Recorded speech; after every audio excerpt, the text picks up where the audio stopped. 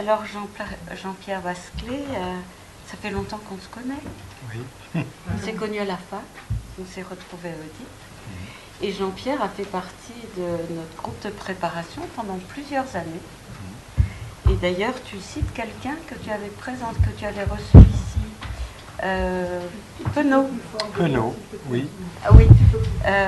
Bernard Penaud. Oui. Il me semble que c'est toi qui l'avais reçu ici. Il me semble, oui.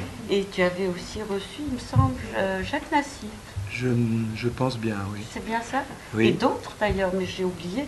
Ça fait si longtemps. Porges, peut-être. Porges, c'est possible. C'est possible. Ils sont tous sur le site de Oedipe. Oui, oui. C'est étrange que tu... Je parle oui, on se d'emblée, parle. Que tu rappelles Nassif, parce que c'est un souvenir qui est resté très très vif. Ah, son petit livre, Comment devient-on psychanalyste, cette correspondance entre un psychanalyste d'âge mûr et une très jeune femme. Et voilà, ce souvenir est resté très vif. Et lorsque le démon de l'écriture m'a saisi, ce modèle s'est quasiment présenté à moi.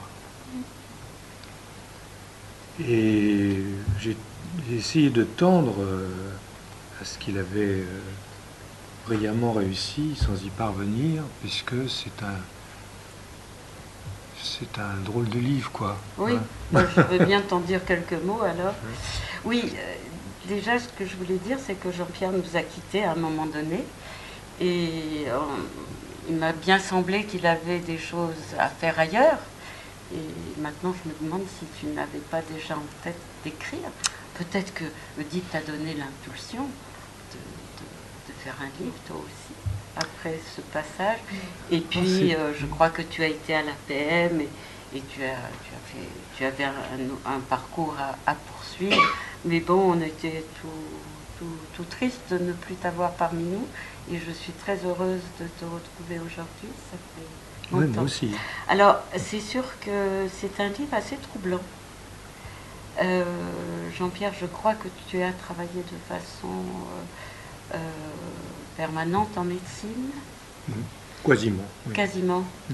Et je trouve quand même que, bien sûr, après toutes ces années d'expérience, cette question qui t'a confronté à psychanalyse et médecine, forcément laisse un reste, et que ce reste, tu aies trouvé cette manière originale de la mettre au travail est tout à fait passionnante, puisqu'il s'agit finalement d'une fiction autour de Freud et Alzheimer, lesquels en réalité, si j'ai bien compris, hein, tu me diras, parce que ce qui est troublant dans ce film, j'allais dire, c'est pas un film. Pas encore. Pas encore, mais ça pourrait donner une lecture scénique, hein, ça y fait penser. Ce qui est troublant, c'est que c'est une fiction, puisque c'est des lettres échangées entre Freud et Alzheimer, mais lettres écrites par Jean-Pierre Vasclé, hein, qui se confond avec Freud, tantôt avec Freud et tantôt avec Alzheimer. Mais ce qui est troublant, c'est que à la fois il y a ces lettres qui sont des fictions, mais il y a des références à l'histoire de la psychanalyse. Donc en fait, le livre de Jean-Pierre, enfin, il situe son histoire et cette fiction entre 1906 et 1915. 1915 étant le moment de la mort, je crois, d'Alzheimer. Ils sont contemporains, enfin, Alzheimer est né quelques années après Freud, est mort beaucoup plus jeune, puisqu'il est mort vers 53, 54. 51 ans. Alors, c'est l'occasion quand même pour Jean-Pierre de reprendre l'histoire de la psychanalyse de l'époque, notamment il fait référence aussi à l'histoire de Freud avec Jung. Enfin, il y a une traversée de l'histoire de la psychanalyse prise dans la fiction, si bien qu'il y a des moments où on ne sait plus vraiment où on en est. Hein. À la fois, on se demande si l'histoire est bien celle de l'histoire réelle, qu'on connaît par ailleurs, et en même temps, parfois en lisant les lettres, Jean-Pierre a un style qui bien sûr s'apparente beaucoup aux lettres que Freud, aux correspondances nombreuses de Freud avec ses différents disciples, si bien qu'on ne sait plus si c'est de la fiction ou de la réalité, ce qui est une réussite en somme de ton livre.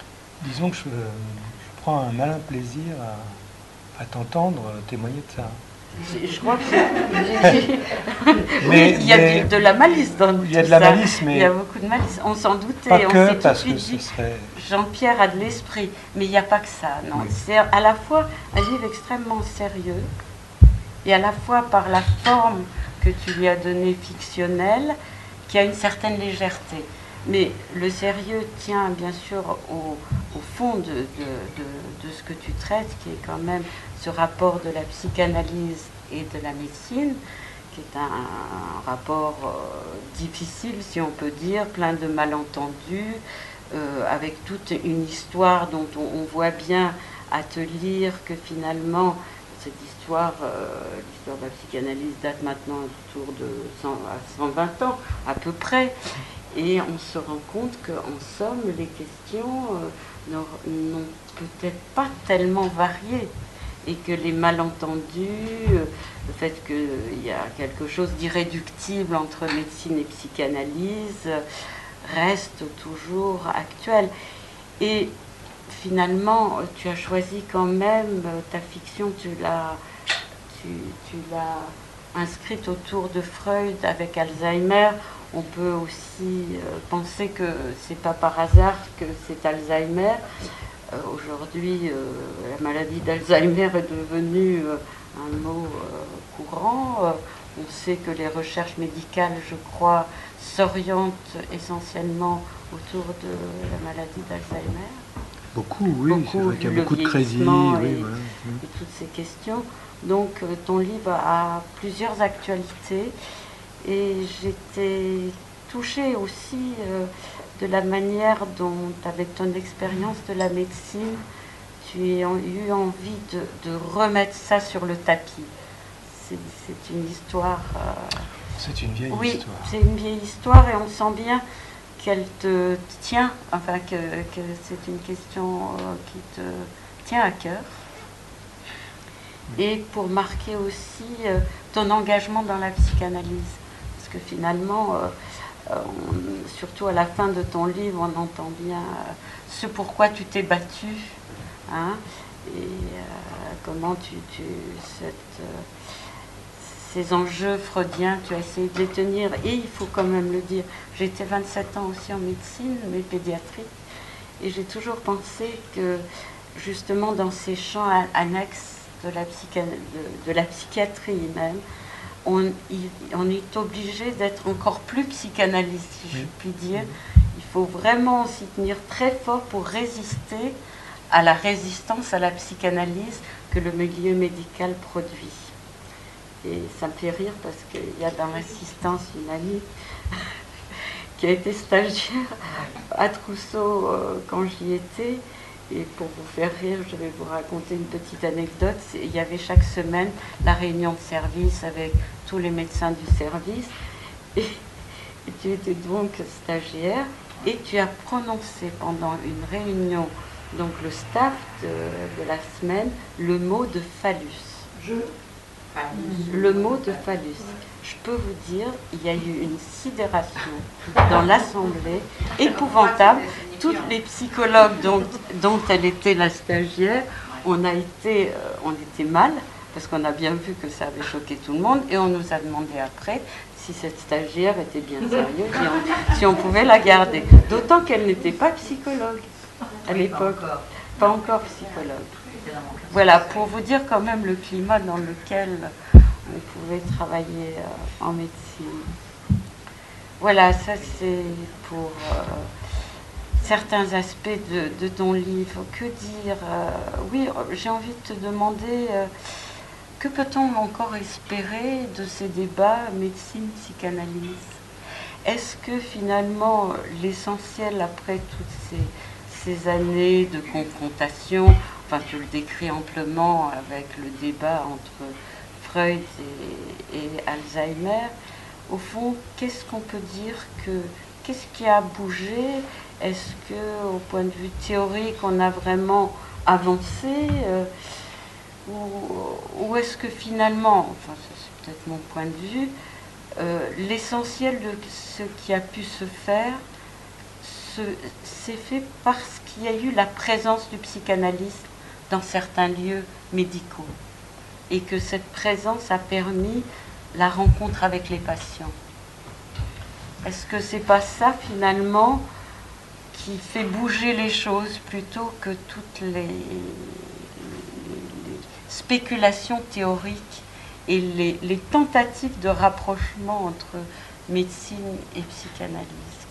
Qu'est-ce qui a pu s'inscrire? Qu'est-ce qui a pu un peu prendre consistance entre psychanalyse et médecine, à ton avis, après oui, ces tentatives? Je pense que c'est sûrement dû à la présence de psychanalystes dans le champ de la médecine, encore qu'il faille bien définir la qualité de cette présence. Parce que je crois que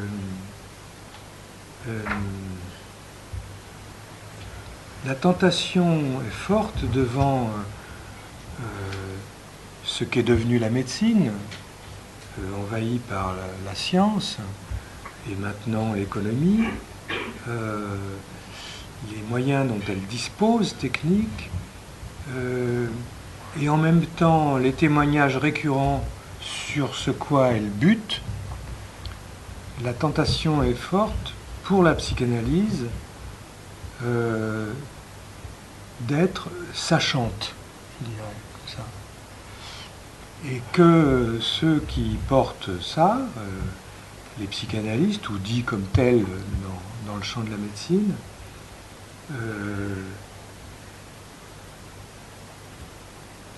peuvent par instant se sentir une mission d'éclairer la médecine, ce sur quoi elle bute, sans entendre que dans le ton qu'ils emploient, ils se présentent comme des détenteurs d'un contre-pouvoir qui affronterait directement celui de la médecine. Rien n'est pire, à mon avis, qu'une présence se réclamant de la psychanalyse dans ce champ particulier et qui laisse entendre qu'il a une explication sur ce que la médecine ne comprend pas, qui laisse entendre qu'il a une idée du déroulement causal de la symptomatologie observée à laquelle la médecine ne vient pas à bout. C'est savoir contre savoir. Et ça, je crois que ça ne peut que renforcer l'incompréhension et les rejets violents d'une subjectivité qui ne serait pas monolithiquement cartésienne, et qui serait basée sur le clivage que l'on connaît. C'est pour ça que je pense, j'en ai beaucoup parlé entre autres avec André Lehmann qui a été reçu ici. On a reçu. Je pense qu'il y a cette présence est utile. Je pense qu'elle est très féconde par moments, à condition de ne pas être arrogante. Et c'est parfois difficile de ne pas être arrogant lorsqu'on voit comment la médecine malmène un sujet, que ça soit de l'instant du diagnostic à l'accompagnement de sa famille. Donc c'est vraiment fatigant à la longue de tenir cette place, d'éclairer la médecine qui nous convoque quand même au chevet du patient, qui nous convoque dans son champ, mais qui en même temps ne veut rien entendre de ce qu'on a à lui dire. Donc c'est compliqué, c'est décourageant, des fois c'est révoltant, et il faut trouver un biais être guidé par des images. Moi, il y en a une qui me poursuit comme ça. Je l'ai appris un peu aussi, vraiment sur le tapis, c'est le cas de le dire. Je préfère beaucoup l'aïkido au karaté. Voilà, on se fait beaucoup moins mal. Et puis, on s'efface là de cette force aveugle qui va dans le mur, mais tout simplement parce qu'on s'efface. C'est comme au rugby, enfin si on ne fait pas un pas de côté, maintenant, vu le gabarit des types qui arrivent en face, on a peu de chances de s'en sortir sans casse. Donc, le mieux, c'est l'esquive. Hein, c'est même Leclerc qui parlait que le premier geste, le premier acte du psychanalyste, ça doit être l'esquive du diagnostic. Ben, l'esquive du diagnostic, faire vivre ça, alors qu'on est sommé toutes les heures d'en produire un qui soit audible par la médecine, de s'y refuser tout en restant présent auprès du patient, pour pouvoir témoigner ensuite auprès de ses soignants de la nature du problème qu'il rencontre, c'est vraiment fatigant. Donc effectivement, j'ai fait ça pendant des années, après avoir fait mes classes en psychiatrie, voilà, et lesquelles, hein, à l'école du désaliénisme avec Bonafé, ce qui était aussi très sportif d'une certaine façon. Eh bien, oui, je suis resté. J'ai retrouvé la médecine. Je devais bien ça, je dirais. Elle s'était intéressée assez tôt à moi dans ma vie, pour des choses pas forcément très, très graves, mais j'ai encore très présent à l'esprit cette acuité, cette certitude, en voyant tous ces gens qui s'agitaient autour de moi, ces vieux messieurs pomadés dans des appartements avec plein de tentures poussiéreuses, et qui disaient qu'ils ne comprenaient rien à ce qui m'arrivait. Et je me souviens d'avoir eu cette certitude que je peux traduire maintenant, qu'il passait à côté du sujet. Voilà. Je ne l'aurais pas dit comme ça à l'époque, bien sûr.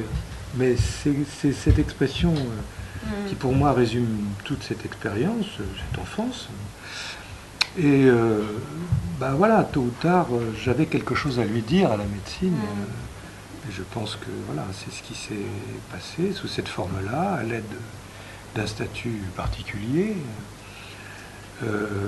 qui n'était pas psychanalyste, qui était psychologue clinicien. Bien qu'à un moment donné, j'ai essayé d'être reconnu comme tel.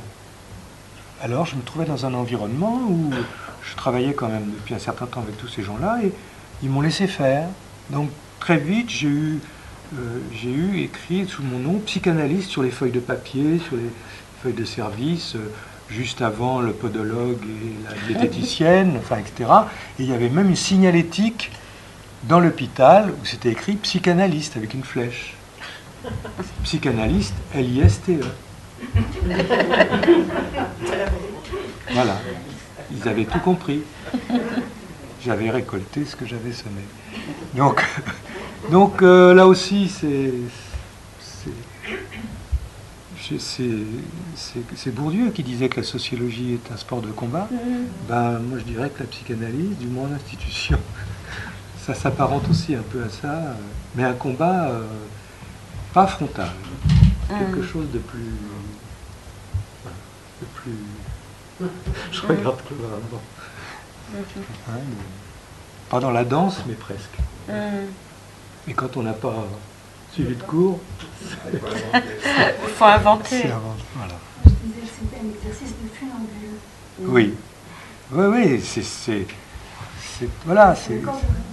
c'est la corde raide. Il suffit il ne faut pas d'une parole, une fatigue passagère, et voilà.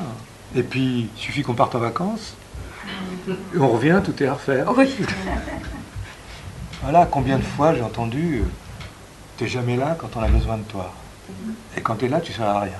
Donc, c'est pour pour ça qu'il faut avoir un peu de bouteille pour accepter de servir à rien. Un peu de bouteille, un peu d'humour aussi, et puis heureusement que la psychanalyse était passée par là, parce que je crois qu'il ne faut pas trop tenir au contour de son moi, quoi. Il est surtout pas à mettre là dans la balance, quoi. C'est très, très... Ça peut être très blessant, oui, cet affrontement, ça peut être très sauvage. Donc voilà, la médecine, je la respecte et je l'admire beaucoup. Je le disais l'autre soir déjà, j'ai pas du tout envie de la déchaîner. Parce que je sais de quelle violence elle est capable. Et je pense qu'on a aussi un devoir de rester à peu près intact pour continuer à aider les patients qui apparemment n'ont rien à nous dire, mais qui, dans la chambre desquels on s'attarde sans pouvoir en sortir. Donc voilà, c'est un petit peu tout ça, oui,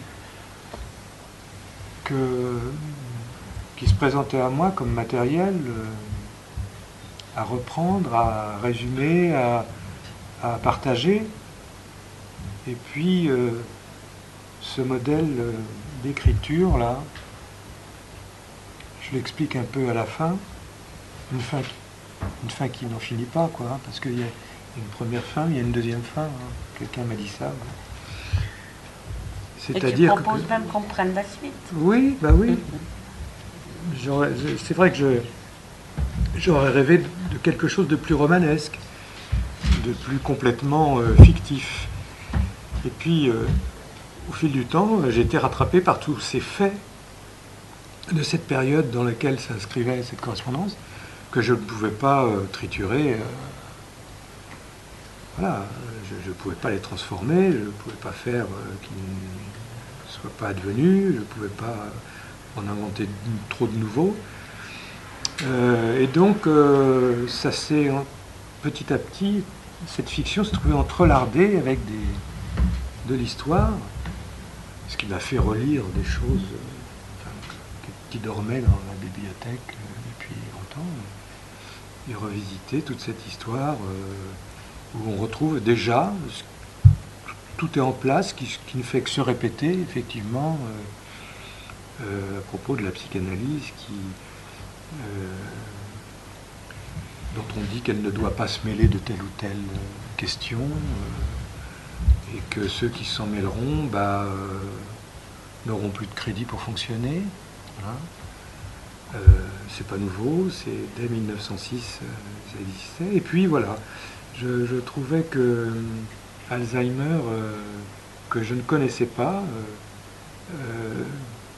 était une figure un peu romanesque comme ça, et que ça pouvait être intéressant de les faire jouer tous les deux. Alors, c'est un résultat qui m'a aussi, moi, surpris, qui est un peu atypique, qui me laisse penser que les romanciers pourraient considérer ça comme du pipi de chat, et les psychanalystes comme une espèce d'élucubration, voilà, de quelqu'un qui devrait reprendre une tranche, quoi. Voilà. Donc, au moins une, oui. Oui. Donc, oui, ton malaise, enfin tu ne l'as pas appelé comme ça, ton désarroi, même pas, mais il y a une de nos collègues de l'APM qui m'a envoyé un gentil message, parce qu'elle ne pouvait pas être là l'autre soir, où je le présentais à l'APM, ce livre, et elle me faisait part de son angoisse. À chaque nouvelle lettre, elle appelait ça angoisse, à chaque nouvelle lettre de Freud qu'elle devait lire dans ce livre.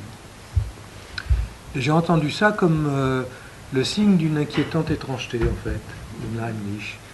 Et elle en a convenu. Elle dit, on est tellement habitué quand on lit du Freud, à ne pas s'interroger sur la véracité de ce qu'on lit, que j'étais embarrassé à l'idée que ça n'en soit pas, et que, elle me le dit comme ça, que je malmène Freud à un moment où la rumeur, la fiction prend parfois le pas sur la réalité. On voit toutes ces thèses bizarres, négationnistes, etc. Et enfin, c'est comme ça que j'ai compris sa remarque. Et qu'elle était rassurée du fait que j'ai pu tenir jusqu'au bout ce truc-là. Oui, il y a tout un passage où effectivement j'essaie de restituer ce que j'ai compris du parcours de Freud, tant par rapport à la médecine que par rapport à la science, et peut-être que justement, je le dis à la fin, ce dialogue fictif avec Alzheimer, c'est en tant qu'Alzheimer peut être une figure de la science et de la médecine, de laquelle Freud s'était écarté pour fabriquer, je dirais, la psychanalyse. Ce qui m'a frappé en relisant toutes ces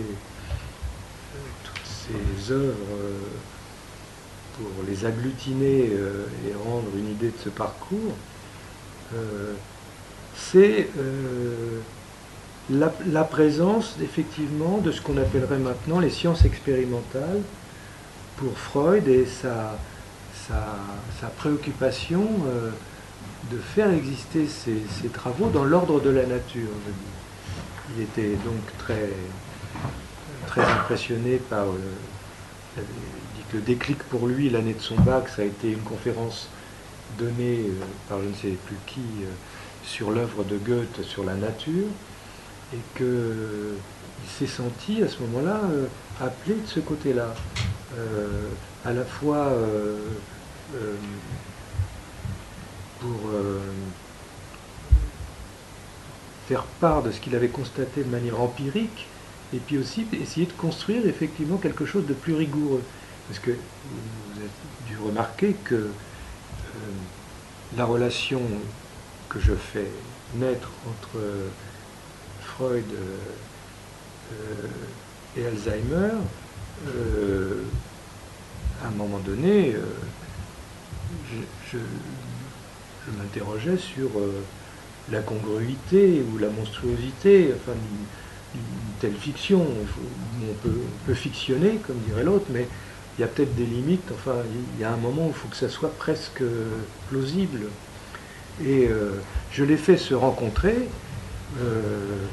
autour de ce dont l'un et l'autre se réclament, c'est d'une rigueur dans la démarche. C'est peu de choses, en fait, c'est assez ténu, le fil. Et je l'ai peut-être tenu justement, d'autant plus que la rigueur, j'allais dire, c'est pas mon fort, mais je sens bien qu'il en faut, et que j'ai dû m'en construire une, malgré l'image que j'ai de ma propre démarche. Donc la rigueur qui pourrait, qui aurait pu, je dirais, être l'élément par lequel la psychanalyse aurait été acceptée par les scientifiques de tous bords, je dirais, les médecins, les ethnologues, les sociologues, les anthropologues, voilà, etc. Les sciences molles comme les sciences dures, on va dire. Et on voit bien que, même si cette rigueur était perçue par certains, ce au service de quoi elle était, c'était inaudible. Ça déchaînait ces messieurs, j'allais dire ces messieurs-dames, mais non, il n'y avait pas beaucoup de dames à l'époque. Oui, surtout c'est le jour de la fête des femmes. Oui, on peut dire que c'est une histoire de mec. Il n'y a jamais C'est une histoire de référence à aucune femme. Aucune femme. Oui. C'est une histoire de mec, et on voit bien, et ça je ne l'ai pas inventé, comment ces deux figures dont je dis que l'un dérange toujours et l'autre nous inquiète encore, hein, Alzheimer nous inquiète beaucoup, lorsqu'ils ont fait devant la communauté scientifique et médicale, quand ils ont communiqué sur leurs travaux et qu'ils ont donc présenté des communications qui étaient vraiment emblématiques de ce qu'ils faisaient comme travaux, c'est un bide total, l'un et l'autre, à 10 ans d'intervalle. Freud sur la psychogénèse de l'hystérie et Alzheimer, son observation de August Detter, sa patiente, par lequel il présente le tableau clinique de ce qui sera nommé plus tard par Kraepelin la maladie d'Alzheimer, ça fait un four complet. On passe à autre chose. Et on passe à quoi? On passe à une communication, en ce qui concerne Alzheimer, sur les travaux psychanalytiques, on peut dire. Et là, c'est l'étripage généralisé. Comme si, il semble, il y a un auteur qui le soutient, que les gens n'attendaient que ça, à cette époque. Ils devaient s'emmerder un peu, comme dans certains congrès médicaux qu'on a tous fréquentés. Et puis hop, ils attendaient ça pour mettre de l'ambiance, se taper dessus.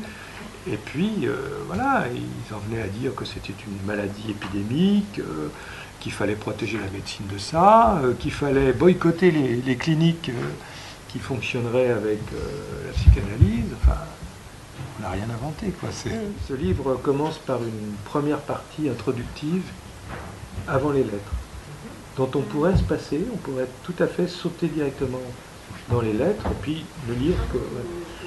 Mais parce que c'est vrai que au tout début, ça c'est pas moi qui l'ai inventé, je prends toujours mes précautions, j'espère que c'est assez délimité dans bon. Effectivement, j'ai trouvé la trace, mais il y en a peut-être d'autres, de deux correspondances de Freud où il cite Alzheimer. Une à Binswanger et une autre à... je ne sais plus déjà, bon bref, où il prononce le nom d'Alzheimer et il dit, il refuse de publier dans sa revue, il dit pas nos travaux, mais on peut penser que c'est les travaux des groupes analytiques, sous prétexte qu'il ne les trouve pas assez scientifiques. Donc là déjà, effectivement, il y a... c'est le même reproche auquel il se heurtera de la part de Kraft-Ebing qui lui dit c'est un conte de fées votre truc. Alors là il explose, enfin il a des mots très modernes d'ailleurs, qu'ils aillent se faire voir. Il dit pas chez les Grecs mais c'est presque. Donc il se lâche complètement, on voit bien qu'il est blessé là. Derrière tes airs modestes, non, quand même. Même en tant que correspondant, c'est déjà pas mal. Mais à sa place, c'est beaucoup. Je ne suis pas qu'à la place de Freud, je crois que je suis aussi dans la place d'Alzheimer. Oui. Il y a de moi dans les deux. Déjà correspondant, donc Freud, c'est pas mal. Mais être à la place c'est de très Freud, étrange, parce que vous citez cette première lettre, et ce travail s'est inauguré comme ça, elle m'est venue d'un jet. Ce qui est très étrange quand on fait cette expérience, certains d'entre vous l'ont peut-être connu, mais c'est très très curieux. Je me demande d'où ça vient, mais bon. Après, on rame un peu plus, mais ça dépend des... Mais alors...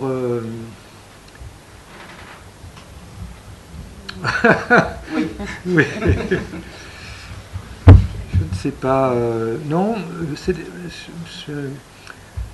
c'est pas se retrouver dans la peau de Freud, parce que je trouve que quand il écrit, il y a quelque chose de tellement universel que chacun peut être happé par un côté ou un autre et faire sien une partie ou une autre de sa correspondance. Enfin, l'universel peut-être, mais c'est le singulier qui nous intéresse. Oui. Tu vas pas me lâcher. Non. Non, tu l'as fait. Oui, je l'ai fait. Oui. Je l'ai fait, mais alors là, c'est bien, mais... je n'en tire aucune. Moi, je trouve ça formidable. Oui, mais si j'ai une réponse. C'est une réponse. Je vois pas pourquoi il échapperait, lui, pas plus que Lacan d'ailleurs. Bon, ils sont morts, hein. Voilà. Ils ne sont jamais assez. Bon. Si c'était Alzheimer, alors qu'est-ce qu'il avait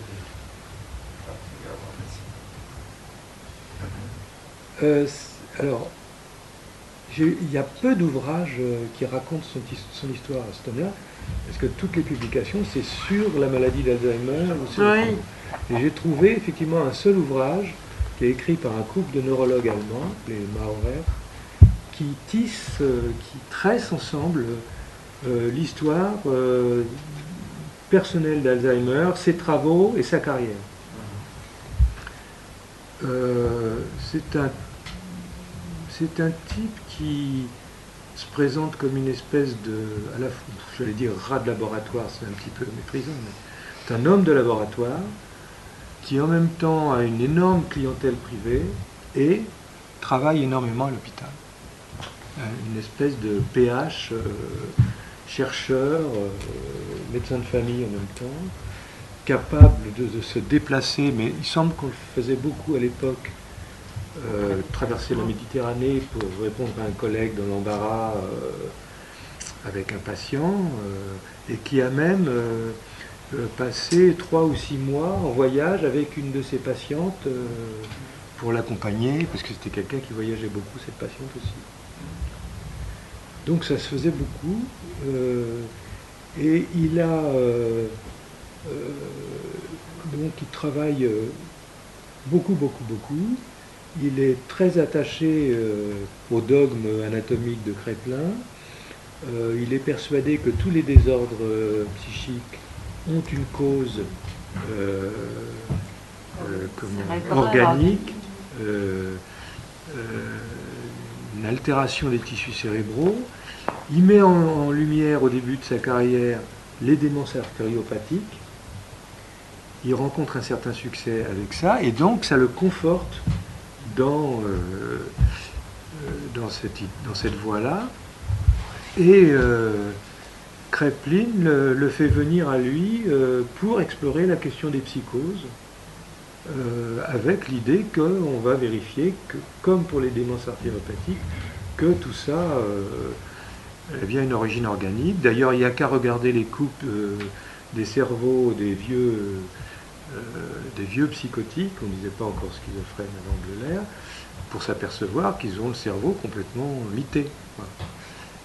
Parce que pour Kraepelin, une maladie ne se définit que par son stade terminal,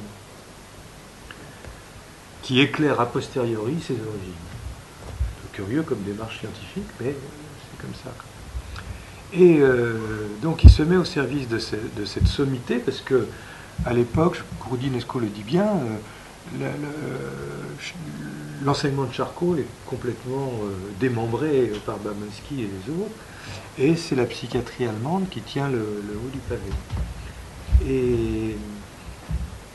Et c'est un travailleur acharné, et à côté de ça, c'est un homme qui semble jovial, assez même impulsif. Il s'est battu en duel quand il était jeune, hein. Il en a retiré une cicatrice, et il vit une histoire assez romanesque, je dirais, voire romantique, lorsqu'il fait la connaissance de celle qui sera son épouse. Puisque je raconte que c'est dans ces conditions-là, il est appelé en Algérie par un de ses collègues, Herbe, qui s'occupe d'un homme d'affaires allemand, richissime, qui va pas bien, qui semble développer une démence artériopathique. Et là, il y a là sa femme et sa petite fille, à ce monsieur, et il est un peu dépassé. Il demande à Alzheimer de venir l'aider, d'autant plus qu'il semble penser qu'Alzheimer a un bon contact avec les enfants, et comme la petite fille est en plein désarroi, ça ira. Alzheimer se déplace, on n'a pas plus de détails là-dessus. Il rapatrie toute la famille, et avec le Herbe, et le père de famille meurt à Saint-Raphaël, et il est dit dans la biographie d'Alzheimer qu'il continue à entretenir des liens étroits avec la veuve. Tellement étroits que, à peine un an après, il se marie, et un mois après, leur vient une petite fille. Ce qui semble, bon, dire que les liens étaient vraiment étroits. Donc, par rapport à à la vie plutôt polissée de Freud, je trouvais marrant de les mettre en contact. Freud à qui on prêtait bien sûr les pires turpitudes, sans qu'on ait d'éléments qui nous permettent d'accorder foi à ça. Et puis de voir comment des gens, des hommes aussi différents dans leur parcours et dans leur personnalité, pouvaient se rencontrer et s'apprécier. Alors ça, je ne m'étendrai pas là-dessus, c'est sûrement un fantasme de ma part qui, voilà, qui reste toujours d'actualité, de vision un petit peu écuménique, on va dire, hein, voilà. Mon éducation religieuse n'est pas si loin. Donc voilà, c'est peut-être ça aussi qui s'intéresse spécialement à la mémoire. Non, pas du tout. C'est nous qui retenons.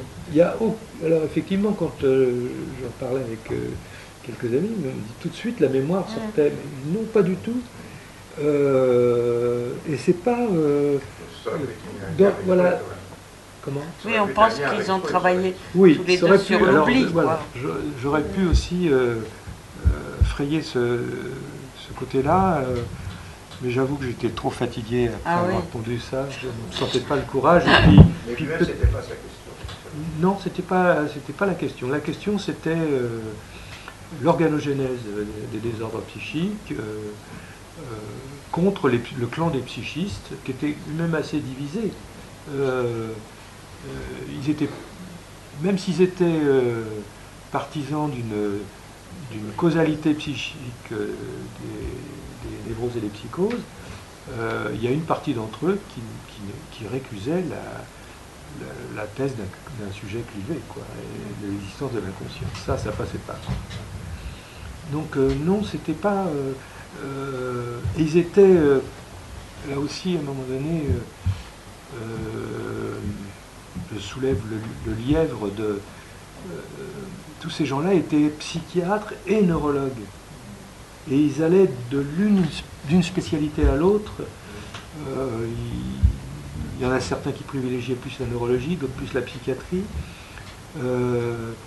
Et voilà, je rappelle que c'est qu'en 68 que la psychiatrie s'est séparée de la neurologie en France, pour pouvoir mieux s'étreindre 30 ans après. Enfin, on voit comment la psychiatrie peut être fascinée par la science et la médecine.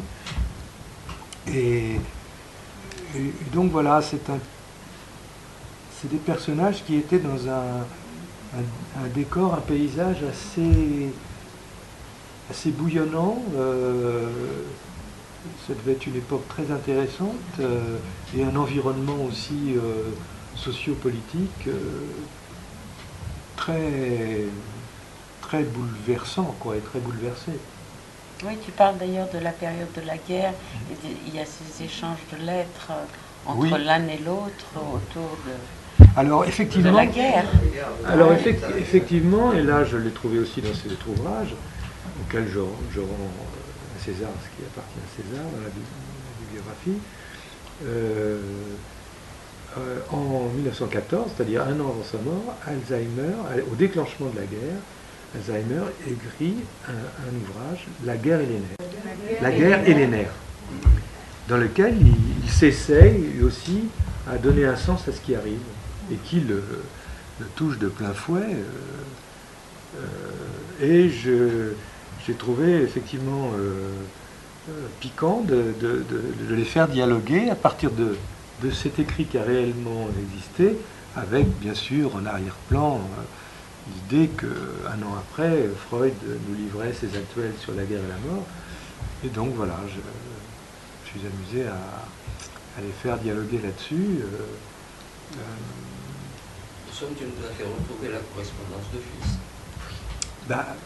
Il y a quelque chose qui se répète aussi pour Freud dans son transfert, dont il essaie de se défendre. Il n'est pas toujours tendre avec Alzheimer, il le malmène, une fois que l'autre zigoto là, de Zurich s'est amené, il y a plus, Alzheimer n'existe plus, quoi. Et puis il faut la déconvenue de Kreuzlingen pour que Freud se dise dans le fond, il était peut-être pas si mauvais que ça, voilà, je pourrais peut-être continuer. Bon, c'est là où, oui, il y a un jeu éclairé quand même par... c'est pas que malicieux, j'espère. Mais ce que c'est d'autre, c'est à vous de me le dire.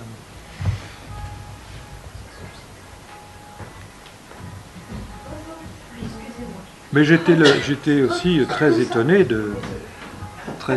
du résultat, de ce que ça donne finalement, cette suite de lettres et puis ce que j'ai fabriqué, quoi. Et quand je dis que je tire un malin plaisir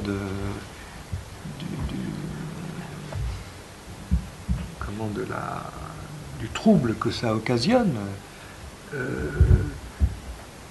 pour revenir sur cette collègue qui me faisait part de son angoisse, je lui ai répondu que moi-même, en écrivant ces lettres, j'étais sinon angoissé, j'étais dans le stade d'avant, j'étais embarrassé.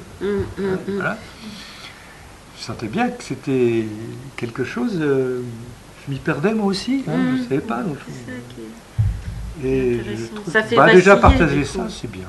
Ça fait vaciller, justement. Ça fait vaciller. Et c'est ça qui est bien. Ouais. Oui. Dans nos certitudes. Oui. Le nouveau encore. Enfin, il y a quelque chose qui... C'est là que c'est intéressant. Que tu interpelles ton lecteur, en fait. Et indirectement. Je le prends, enfin j'essaie de le prendre là-dedans et de le faire partager. C'est maintenant que je ne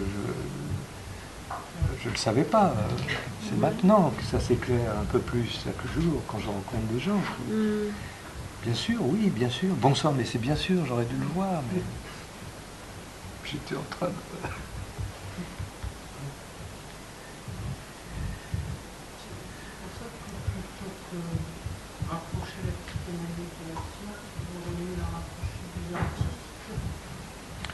Oui, j'ai fini un peu là-dessus quand même. Bah oui, moi, ça me va mieux, moi. Ça me va mieux, ça.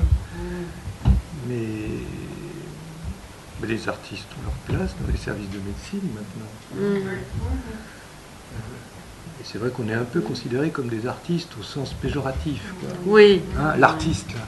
Hein, les mains dans les poches.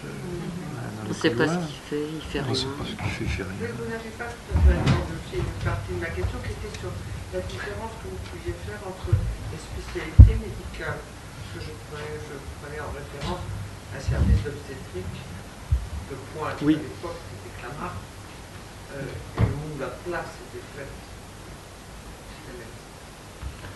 Mais comme spécialiste. Moi, je pense que spécialiste de ce qu'on appelle maintenant avec son savoir technique. Là, il y avait, une fois que tous les examens étaient faits et qu'effectivement il n'y avait pas de cause organique, il fallait bien qu'il y ait d'autres motifs. Bah, j'ai eu de la chance, entre guillemets, j'ai fonctionné dans une multitude de services, enfin avec un suivi dans quelques services privilégiés, hémato, maladies métaboliques, mais j'ai tourné un petit peu des urgences, la maternité, en passant par la chirurgie viscérale, orthopédique, les urgences, donc la neurologie, la pneumo, etc. Je dirais, c'est les services, c'est les spécialités médicales qui se retrouvent confrontées à une énigme. Il y a des spécialités médicales où il n'y a pas de suspense, quoi. En chirurgie, par exemple, sauf dans le post-opératoire peut-être, mais en chirurgie, voilà, il n'y a pas beaucoup de place. Dans les maladies métaboliques, par exemple, c'est de là que je tire à un moment donné cet exemple, il y a la question de l'observance des traitements, il y a la question de l'éducation sanitaire, il y a la question de la chronicité, du suivi, de la compliance des patients, de la façon dont ils prennent en charge une partie de leur maladie ou pas. Et là, tous les dérapages sont possibles qui mettent la médecine devant une espèce d'énigme. Alors certains ont tendance à réduire très vite cette part énigmatique en disant ce patient est un mauvais malade, il n'a rien compris, il s'en fout. De toute façon, je vous cite, c'est un florilège du langage, il n'est pas fini, hein, donc il n'a rien compris, on ne peut rien tirer de lui, etc. Quand c'est pas ça, effectivement. Et puis d'autres fois, il y a vraiment un désir de comprendre, enfin, parce que il y a des signes contradictoires.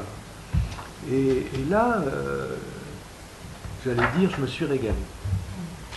Mais parce que il y avait un véritable désarroi des médecins de voir comment certains patients, j'allais dire, s'emmanchaient dans un comportement de non-observance des traitements, de l'hygiène de vie et du suivi, en toute connaissance de cause. En toute connaissance de cause. Et il y avait comme là une véritable énigme qui dépassait l'entendement de ces médecins, qui me disaient, écoute, va voir monsieur Machin, parce que vraiment, on baisse les bras. Donc déjà, quand vous êtes invité à vous rendre au chevet d'un patient sur ce ton-là, bon voilà, on hésite à un peu ouvrir la porte de la chambre, parce qu'on se demande, avec une espèce de rancœur envers ces médecins qui nous envoient, pas au casse-pipe, parce que les risques sont limités pour nous, mais quand même, enfin, nous mettre dans cette situation-là où on va faire l'expérience qu'on est nul de chez nul. On va s'entendre dire des choses, mais voilà, que ma concierge, enfin j'ai pas de concierge, mais je sais pas pourquoi on parle de pauvre concierge, mais pourrait dire, enfin, mon brave monsieur, enfin, voilà, mais vous vous rendez bien compte qu'à l'âge que vous avez, vous êtes obèse, vous avez eu un triple pontage l'année dernière, vous êtes diabétique, vous êtes hypertendu, vous avez 40 ans, mais vous allez mourir. Alors quand ce type-là, effectivement, dit, oui, je sais, le docteur Machin me l'a dit, etc., et qui vous dit, mais c'est curieux ce que vous me dites, parce que maintenant que j'y pense, mon père a dû mourir aux alentours de 40 ans, j'ai un oncle qui a dû mourir à 42 ans. Bon, voilà. Vous n'avez rien changé, d'autant que vous étiez impuissant à le faire, ce qui est notre impuissance en la matière est notre atout pour ces gens-là, je trouve, mais c'est quelque chose qui n'est pas facile à porter tout le temps. Et quand on revient voir les médecins, on peut leur expliquer, ben voilà sur quoi tu butes. C'est ça. Mourir à 40 ans, c'est pas un problème pour lui. Au contraire, ça va même l'inscrire dans la lignée des hommes de la généalogie. C'est pas un problème. Donc, si tu lui dis, mais rendez-vous compte, ce que je reprenais à mon compte, t'as ceci, t'as cela, machin, tu vois, ça glisse comme de l'eau sur les plumes du canard, parce qu'il y a quelque chose d'autre auquel il tient, alors qu'il en pâtit. C'est-à-dire, je crois à ce moment-là avoir essayé de les initier au concept de jouissance, qui est un mot, quand vous le lâchez dans le champ de la médecine, on peut éclairer la médecine. Est-ce que vous pouvez faire, est-ce que dans des cas dont vous en avez évoqué là un, est-ce qu'il vous est arrivé précisément de pouvoir faire autre chose que de dire au médecin ce sur quoi il dit? Est-ce que vous avez pu faire quelque chose? Oui, j'ai des histoires à vous raconter si vous voulez ça. Alors là, vous savez les fameuses vignettes cliniques, voilà, on en a toujours une pour montrer qu'on était vraiment super, bon. Quoi. Qu'on a réussi. Oui, jamais. On n'est pas toujours rien du tout. Sauf que j'ai jamais compris comment s'était passé ce truc. Comment oui, bien sûr, l'histoire en dermatologie, suffit que quelqu'un vous parle et puis d'un seul coup il se gratte plus.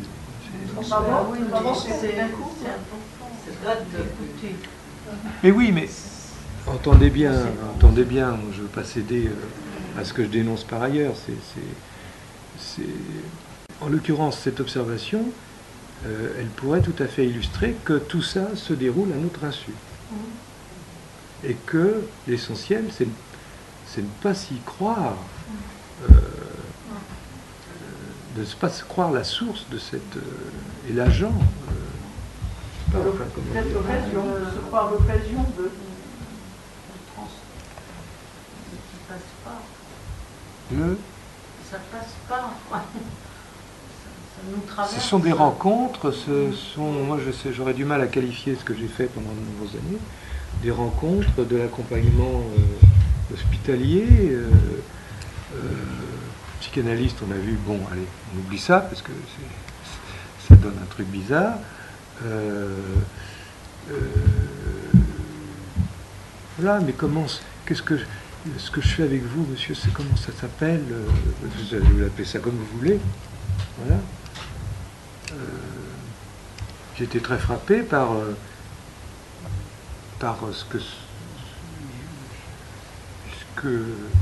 enfin, le dire de Clavreul dans son dernier livre, qui va jusqu'à dire qu'une cure peut se résumer à une séance. Eh bien, en tout cas dans mon fonctionnement institutionnel, j'ai eu à certains moments, a posteriori, ce sentiment. Qu'il y avait eu de l'analytique, alors même que rien ne s'y prêtait, ou tout l'empêchait. Mais que c'était le patient qui l'avait fabriqué, autant que mon impuissance et mon côté décalé par rapport à l'arsenal.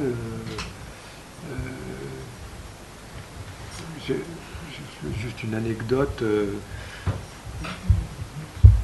qui peut sembler dramatique, mais qui, la résolution ne l'était pas. À un moment donné, j'étais dans un service d'endocrino, on recevait des jeunes filles anorectiques, ou anorexiques, comme vous voulez.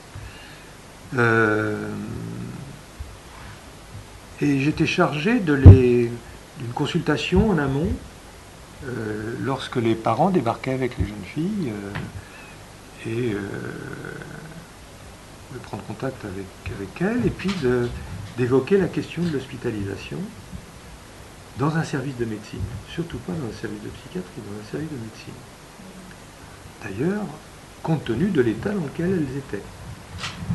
Cet état dont elles ne convenaient pas, bien sûr, mais dont les parents étaient cruellement affectés.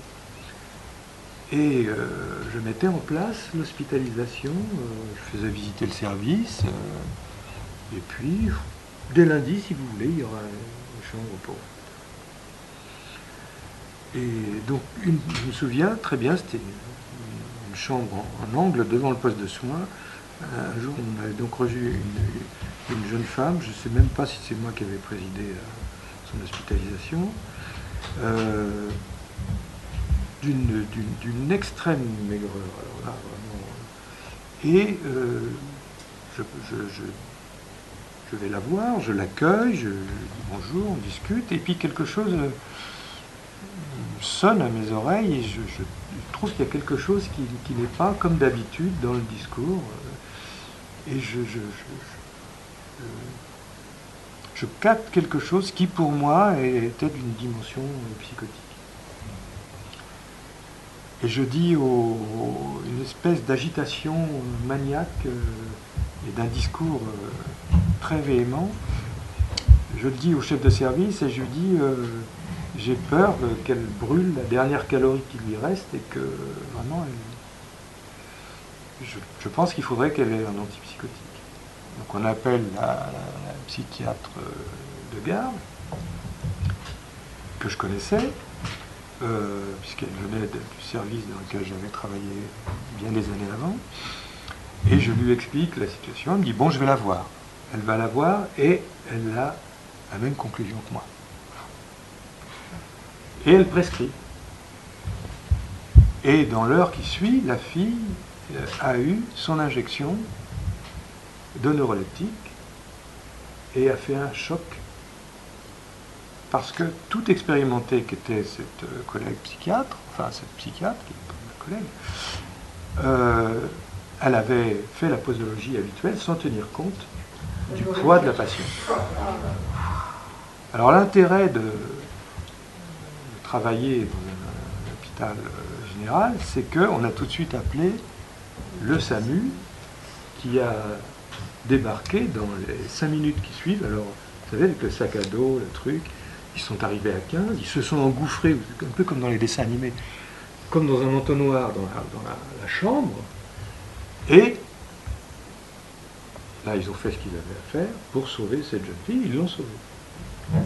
Et j'étais là, alors là, vraiment, derrière tout ce groupe hyper technicisé, hyper dans une urgence vitale, avec quelques blouses blanches du service qui étaient en deuxième rideau, et moi, un peu comme ça, quoi, la dernière roue du carrosse, mais bon, moi, dans ces cas-là, symboliquement, mais aussi tout à fait concrètement, je laisse passer la médecine. Enfin, c'est pas, là, on va pas la ramener quand même. Enfin, ça serait vraiment malvenu. Et ils sont affairés autour de cette fille. L'image que j'en garde, c'est même pas un être humain, c'est une araignée de chair. Je voyais les membres comme ça. Et au milieu de ce tumulte, de ce grand brouhaha, j'entends une voix que je ne peux pas qualifier d'humaine, grincer « Je ne veux pas mourir ». Je suis le seul à avoir entendu ça. Et d'être le seul à avoir entendu ça, j'ai pu, une fois que les choses étaient calmées et que le pronostic vital n'était plus engagé, comme on dit dans les journaux télévisés maintenant, j'ai pu dire à cette jeune fille que j'avais bien entendu. Et j'ai pu le restituer à toute l'équipe. Que être anorexique, ça ne veut pas dire qu'on veut mourir. C'est au contraire qu'on essaie de se refonder comme sujet, mais autrement que par le désir des parents. Je ne l'avais jamais vu aussi illustré de manière aussi dramatique et puissante. Et c'est parce que j'étais badaud, impuissant à rien faire, que j'ai pu entendre ce que les autres n'entendaient pas parce qu'ils étaient occupés dans leur technicité bienvenue voilà, à travailler. Alors voilà, je ne sais pas si c'est une réponse, mais c'est ce genre de choses, je crois, sans que ça soit aussi sportif, c'est une scène, voilà, je ne l'ai pas vécu 15 fois ça. Mais je crois que c'est, si on est posté à ce moment-là, avec les outils dont on est pourvu et qu'on partage ensemble, je crois qu'on peut,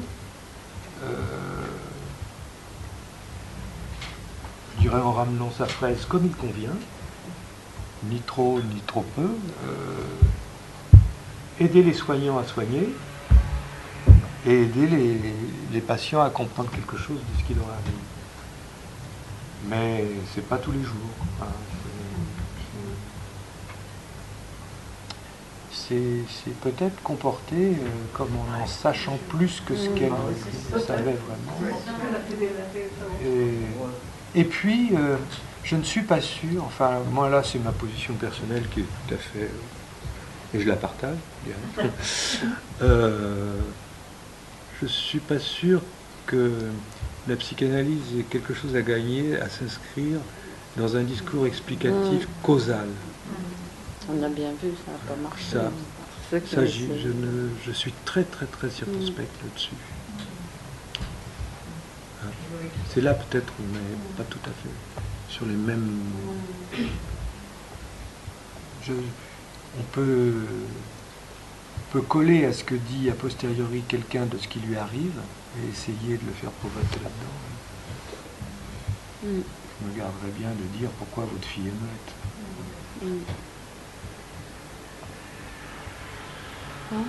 On va peut-être s'arrêter là-dessus, justement. Oui. Merci.